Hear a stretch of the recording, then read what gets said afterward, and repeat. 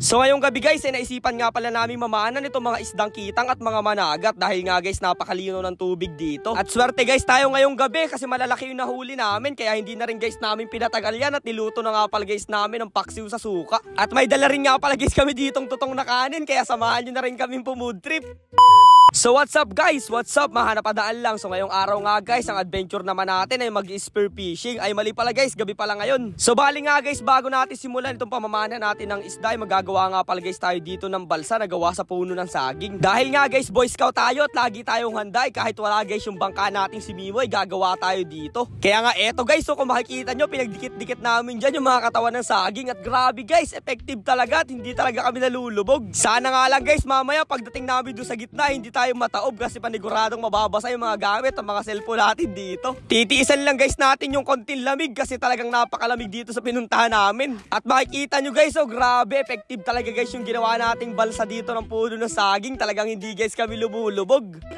So yun guys, oh, wala yung bangka natin si Mimo, balsa ang ginamit namin para makapamana. Si balsa ito. Let's go! Tara! Good trip! Ayos guys!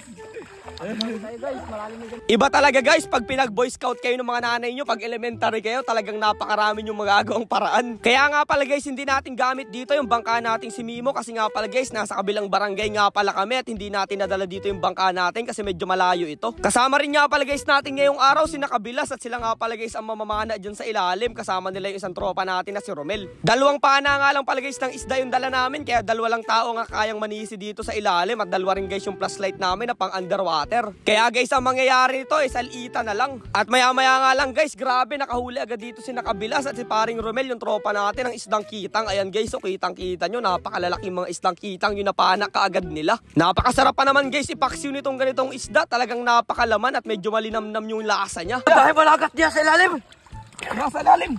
Tara. Ha? Huli. Oh, nadahil mo isa. Ay, ready isa oh. Dalawa oh. Dalawa. Uy, dalawa guys oh.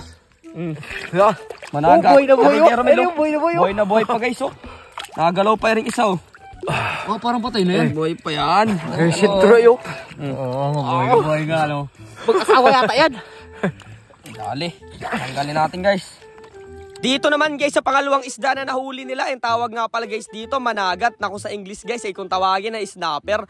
Yan nga pala guys ay nangangagat kaya wag na wag nyo ilalagay yung daliri nyo sa bibig nila. Hindi pa nga guys kami nakakalayo dyan eto na kaagad yung mga nahuli namin oh. Kahit nga guys meron kaming ginawang balsa dyan nababasa pa rin yung katawan namin kasi guys lumulubog. Hindi na nga lang guys namin na ipakita lahat ng mga nahuli namin pero eto na guys lahat yung mga nahuli namin sa pamamana. Medyo kasi guys umulan at umambon, talagang tinago muna guys namin yung aming daladalang cellphone. Pinagtulungan na lang guys namin hulihin yan para kahit paano naman kahit medyo nilalamig na kami, meron tayong kakainin. Makalipas nga lang guys ng ilang oras, eto na rin yung mga nahuli kaagad namin kaya lulutuin na natin. Guys, ito nga pala yung mga nahuli namin oh, sa pamamana ngayong gabi oh.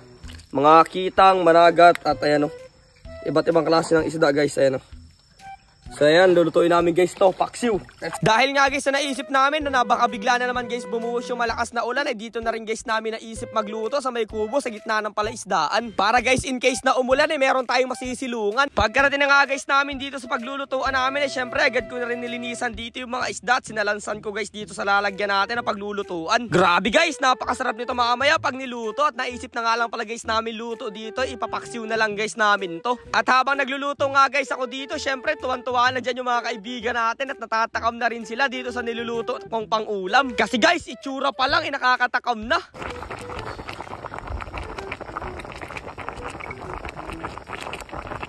Buti na lang guys, hindi sunog o totong yung dala naming kanin kaya panigurado makakapag-food trip guys kami dito na maayos. Pero syempre guys, magdadasal muna tayo. Amen. Ito guys, yung food trip natin no. Pakita natin sa mga viewers. Oh, grabe yan no. Anong luto yan? Anong luto? Sinaing ano, paksiw sa suka. Oh, basta yun na yun. Basta yun, basta masarap yan guys kasi fresh yan. Let's go. Pakita natin yung laman ha. Laman guys ng isdang kitang oh. Sobrang solid. Oh, solid oh. Wow. Ang solid. Oh. Kain tayo guys. Guys oh.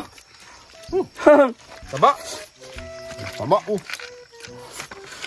Itong favorite ko. Tutong. Swerte ng mga taga Manila kung naparito, ano? Fresh na fresh eh.